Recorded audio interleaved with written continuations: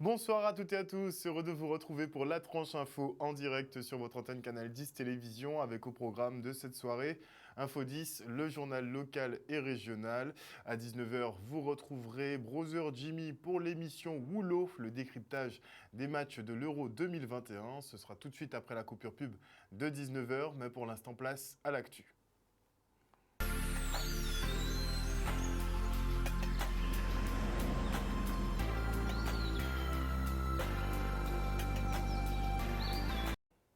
Nous sommes le mardi 22 juin 2021 et voici les titres de ce journal.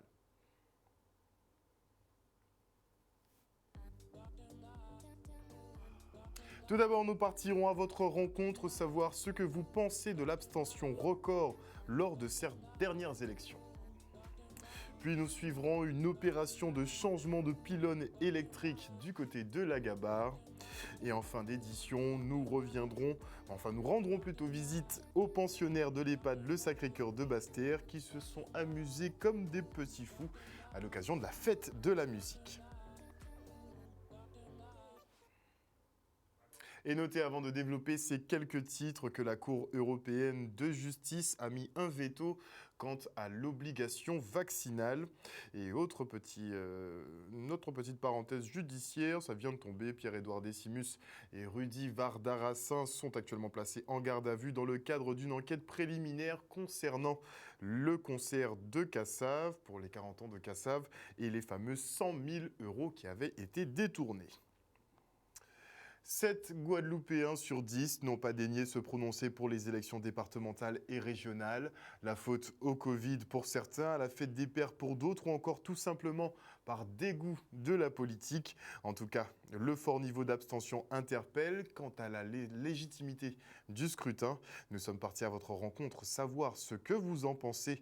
Et le micro-trottoir finalement reflète le vote avec des réponses principalement émanant d'abstentionnistes. On n'a vraiment pas fait exprès. Regardez. Je crois qu'il fallait s'y attendre, hein, vu le contexte sanitaire actuel. Et puis, il y avait quand même 12 candidats. Donc, je pense que les gens attendent que les choses s'épurent et puis ils iront voter au deuxième tour. Ah là, c'est quelque chose qui ne m'intéresse pas, les élections. Hein. C'est pas la peine de m'interroger. Je ne suis pas les élections.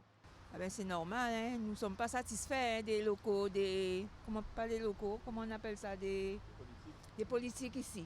Alors c'est normal. Mais moi, de toute façon, je n'ai pas voté. Je ne savais même pas pour qui voter. Ils sont tous pareils, je n'ai pas voté. Moi, je n'ai pas voté, vu que les élus même n'ont pas été très convaincants et on connaît déjà la routine.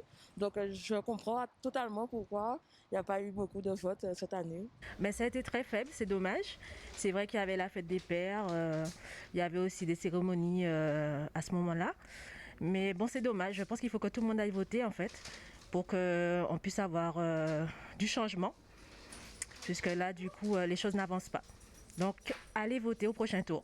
Oh là là, ça c'est un sacré problème. Je ne sais pas de quoi ça vient. Je ne sais pas si les gens voulaient aller s'amuser, c'était la fête des pères, qu'est-ce qui s'est passé? Mais moi, j'ai voté. Vous savez, maintenant, avec le Covid, c'est normal que les gens ne puissent pas se déplacer. En plus, il y avait les fêtes et il y avait la fête des pères. Moi, personnellement, je n'ai pas été voté parce que je n'avais pas le temps. C'est la première fois de ma vie que je ne vais pas voter, moi, parce qu'on ne sait pas qui faire confiance. Et puis dans notre quartier, tout est délabré, les rues sont démolies, personne jamais ne vient faire le bord des trottoirs, les gens laissent pousser leurs arbres dans tous les sens, personne ne dit rien. C'est vraiment... Et on sait vraiment faire confiance, on ne sait pas qui s'adresser en fin de compte. La population n'est plus intéressée, elle est complètement désolidarisée par rapport à la politique. Les gens ne s'intéressent plus. Ils ont été tellement couillonnés pendant des années que... Voilà. Personnellement, ça fait 22 ans que je ne vote pas. Voilà. Donc, simplement, voilà, c'est ce que je pense. Enfin, je ne suis pas représentatif de la population, mais les gens en ont marre. Pour moi, c'est un manque de responsabilité du peuple qui laisse une minorité décider de l'avenir de leur enfant, du peuple, quoi. Et notez que dans l'empressement, lors des dépouillements, des élus ont oublié qu'en plus des 50% de suffrages plus une voix, il fallait aussi avoir 25% des inscrits pour les élections départementales. 3 cantons ont ainsi proclamé de faux vainqueurs, à savoir le premier canton des Abîmes avec Rosan Rosduel qui a lui-même signé le PV. L'élection y est donc annulée. À Bémao, on a également annoncé à tort la victoire des candidats Hélène Polifonte sur le canton 4 et celle de Guy Losbar sur le canton numéro 5. Parlons maintenant du SNES FSU qui déplore une désorganisation totale du baccalauréat 2021. La communauté scolaire fait face aux convocations tardives, aux erreurs dans les binômes pour les spécialités et à l'absence de communication et de réponse du rectorat. Une volonté de s'aborder les épreuves selon Guillaume Marceau, secrétaire général du SNES FSU, que l'on écoute tout de suite. Il y a la désorganisation du grand oral qui était censée être la réforme phare de la réforme Blanquer. Et malheureusement, faute d'une véritable préparation, eh bien, on s'aperçoit qu'on court à la catastrophe. Alors même que pour des raisons sanitaires, on a moins d'épreuves que les autres années, puisqu'il n'y a que la philosophie et les épreuves de français en première qui sont maintenues. Et le grand oral, eh bien, on a une véritable catastrophe avec des convocations qui n'arrivent pas ou qui arrivent le jour pour le jour, des binômes qui étaient constitués mais qui ne correspondent pas dans les spécialités aux élèves qui doivent passer. Dans le même temps, on s'aperçoit qu'on a parfois aussi des collègues qui doivent interroger leurs propres élèves parce que les binômes n'ont pas été constitués correctement. Donc on le voit bien, on a une véritable désorganisation, c'est complètement incompréhensible parce que si on avait préparé les choses correctement, il n'y avait aucune raison que ça se passe mal. Et donc on a quand même l'impression que ces choses ont été voulues organiser puisque ce qu'on voit en Guadeloupe, eh bien on a les mêmes informations qui nous viennent de l'Hexagone et c'est fortement inquiétant. D'habitude, le rectorat nous répond. Sur la situation à Saint-Martin, on a eu une discussion, le rectorat nous répondait. Là, sur le grand oral, le rectorat ne répond à rien, ni au mail, ni par téléphone. Donc c'est véritablement inquiétant. Et on a l'impression qu'on veut véritablement s'aborder le baccalauréat. Et c'est véritablement ce qu'on dénonce parce que nous, ce qu'on défend, c'est un baccalauréat de qualité pour que les élèves puissent avoir un véritable diplôme en sortant. Et là, ce qui ressort de cette désorganisation, eh bien, c'est que les élèves risquent d'être véritablement punis. Quels que soient les résultats qui vont être donnés, cette désorganisation met en péril le baccalauréat en lui-même. Focus sur le travail artistique éco-responsable des enfants de l'école Louis-Andrea de Bémao. Ils ont réalisé une exposition dont toutes les œuvres sont faites à base de déchets, des matières qu'ils ont trouvées d'ailleurs sur l'aire marine éducative basée à la friche industrielle. Et effectivement, c'est quand même mignon. C'est même très très bien. Regardez. C'est un projet qui s'intitule l'AME. C'est une aire marine éducative et les enfants s'occupent d'une petite partie du littoral. Et nous sommes basés à la friche, non loin de l'épave, qui se trouve au niveau du port. Avec ce projet, on a appris beaucoup de choses. On a appris à respecter la biodiversité. On a appris comment la protéger. Et il faut aussi transmettre qu'il faut la protéger et pourquoi il faut la protéger. On a fait une exposition et, avec des déchets. Et cette exposition, c'est dans le cadre d'une association, enfin pas d'une association, d'un projet qui s'appelle AME. Donc c'est une petite zone littorale mesurant à peu près 300 mètres carrés et qui est gérée par des élèves de primaire. Donc la ville accompagne l'AME, l'aire marine éducative, depuis 3 ans maintenant. C'est un beau projet de l'école mixte 1. Donc c'est avec beaucoup de plaisir que nous les accompagnons, que ce soit pour les sorties, que ce soit pour la matérialisation, du lieu pour que les enfants puissent s'y rendre à la friche. Si on connaît la valeur de ce qu'on a, on va le protéger. Donc c'est un petit peu ça. Et à partir de ce projet, on permet aux enfants de toucher différentes thématiques. Et donc on a travaillé cette année principalement autour des déchets. Et donc c'est pour ça que un côté intéressant de l'expo cette année, c'est de permettre aux enfants de réaliser des œuvres plastiques à partir des déchets qu'ils pourraient rencontrer, que ce soit au bord des littoraux, que ce soit dans la forêt marécageuse, que ce soit dans les prairies. Et nous continuerons de le faire puisque le travail que j'ai vu mener avec les écoles de Mixte 1 me semble très intéressant et très pertinent puisque les enfants participent véritablement à leur projet. Donc nous continuerons d'accompagner ce projet et d'ailleurs nous ferons en sorte que l'exposition puisse être visible sur l'ensemble du territoire. Encore bravo à ces tout petits et qui s'expriment très bien d'ailleurs. Et parlons d'EDF Archipel Guadeloupe qui débute sa campagne de remplacement des pylônes électriques obsolètes ou défectueux. 22 millions d'euros seront alloués chaque année pendant 6 ans pour effectuer les travaux nécessaires. Ce matin, nous étions sur un chantier non loin du pont de la Gabarre, puisque le pylône avait tendance à s'enfoncer. C'est ça quand on construit dans des zones marécageuses. Le reportage. Ce travail s'inscrit dans le cadre d'un projet qu'on appelle prolongation du durée de vie. Donc c'est un projet qui va s'étaler sur 6 ans, 2021 à 2026. Donc ce projet consiste à remplacer des pylônes ou des éléments de pylônes sur tout l'ensemble du réseau de la Guadeloupe. Donc c'est un projet qui s'inscrit dans ce cadre de PDV, on appelle projet de prolongation de durée de vie, pour un montant de 22,3 millions. Donc chaque année, à partir de 2021, nous avons une certaine somme qui est allouée pour réaliser les travaux. L'objectif premier de ce pylône, en fait, il s'agit d'une opération de remplacement de pylône. Et c'est suite à une avarie sur l'ancien pylône qui était positionné dans la zone de la Gabarre. Donc il se trouve que ce pylône avait subi une déformation qui est probablement liée à un mouvement de sol. Comme nous sommes sur une zone marécageuse, une zone instable, donc ce pylône avait subi des déformations qui faisaient que ça présentait un risque de sécurité et un risque pour le système électrique. Ce pylône sert, qui est très stratégique pour nous, parce que ça sert à alimenter, ça sert de support à 2 lignes haute tension, 63 000, qui alimentent le poste de Petit Pérou et le poste source de Blanchette. À travers cette ligne, on alimente toute la boucle Grande Terre. C'est 70 000 clients qui sont alimentés à travers ces 2 lignes qui passent sous ce support. Donc cette opération, en principe, s'élève à un coût de 380 000 euros et devrait se terminer cette semaine. Donc hier, on a procédé au remplacement du pylône et aujourd'hui, nous sommes en train de faire le ripage des câbles. Donc c'est des câbles qui ont été mis hors tension pour pouvoir réaliser ces travaux. On prend la direction du marché d'EDF qui fait son retour. Les affaires peuvent ainsi reprendre pour les artisans. Une bonne nouvelle, regardez.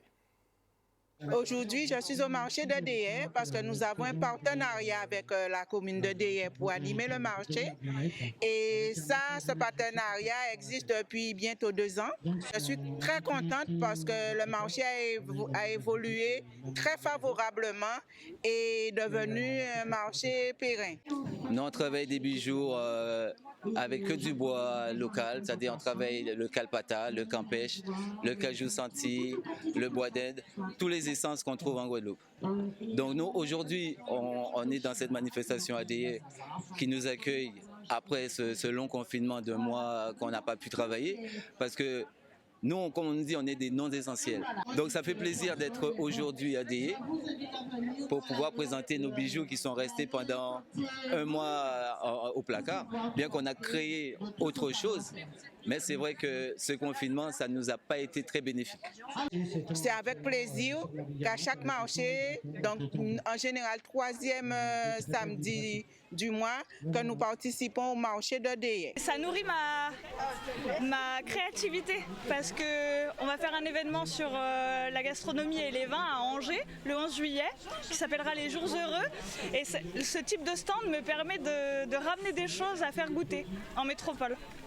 Voilà. Le fait d'ouvrir ces frontières, d'arrêter toutes ces restrictions, c'est clair, c'est une opportunité de vente pour nous de pouvoir montrer, pas seulement aux Antillais, mais à tous ceux qui vont venir en vacances, qui vont côtoyer cette île, de voir qu'on a des artisans qui œuvrent pour faire des belles choses avec du bois local, avec des choses locaux.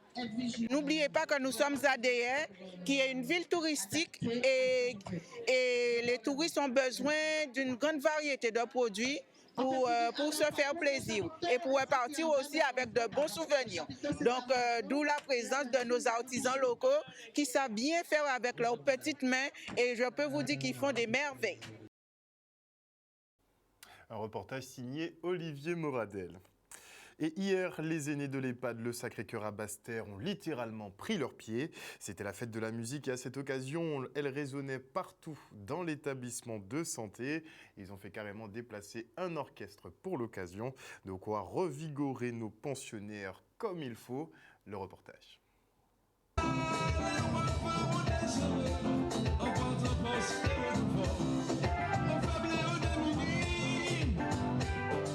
À la résidence Le Sacré-Cœur, qui appartient au groupe Fondation Partage et Vie, nous avons souhaité marquer la fête de la musique. C'est indispensable pour permettre de créer de la vie au sein de l'EHPAD, leur permettre aussi de pouvoir voir l'extérieur à travers des interviews, des chanteurs extérieurs, et puis pouvoir vivre un moment de convivialité. Nous avons une commission COPIL.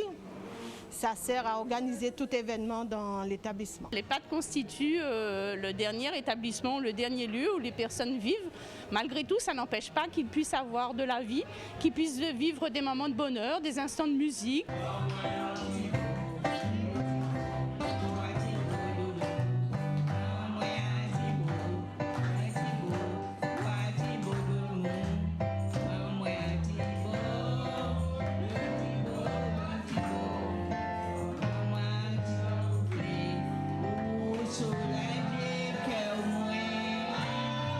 Durant la crise Covid, ils étaient vraiment un peu complexés, un peu ennuyés et justement, alors on a voulu marquer ce jour-là afin de célébrer la fête de la musique avec eux. Pour le choix, c'est moi qui ai choisi. Je voulais plusieurs personnes, mais la première personne que j'ai appelée, ça a été Yannick et il nous a confirmé qu'il serait là. C'est pourquoi ça a été ce choix. Ils étaient super heureuses et je pense que justement ça met un petit peu de piment, ça met un peu de baume dans l'établissement. Tout le monde était content.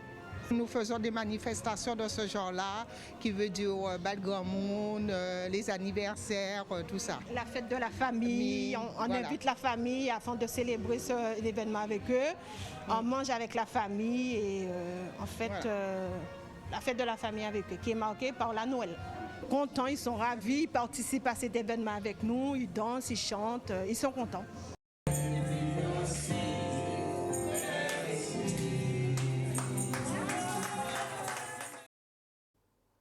Sur notre chapeau à Yannick Cabrion qui a répondu présent très rapidement pour cette manifestation.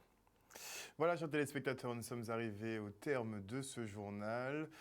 N'oubliez pas, effectivement, on vous remercie pour votre fidélité. Mais sur Canal 10 Télévision, vous faites l'information que nous diffusons. Et avant de se quitter, notez que le 22 juin 1999, la Guadeloupe perdait une icône de sa musique, en l'occurrence Gilles Fleureau. Le chanteur, auteur, compositeur nous a quittés brutalement à l'âge de 35 ans alors qu'il tentait d'installer une antenne parabolique sur le toit de sa maison. Mais nul n'oublie ces tubes, Rêve bleu, On doucet ou encore À Papa Wall en lait. Et on se quittera d'ailleurs sur ces quelques notes de musique. Passez une excellente soirée à l'écoute de nos programmes. Je vous fais des bisous.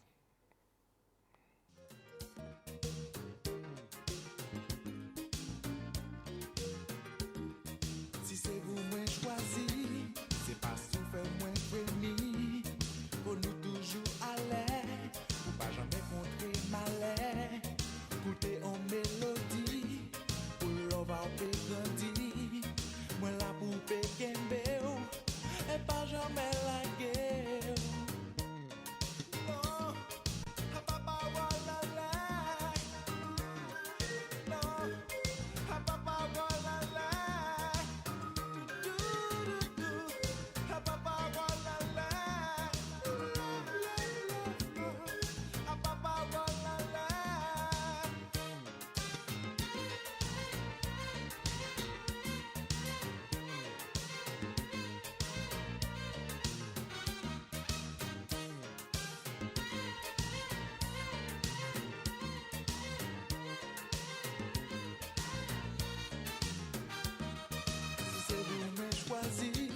C'est pas souffert moins prémis. Pour nous toujours à l'aise, pas jamais contrer malais.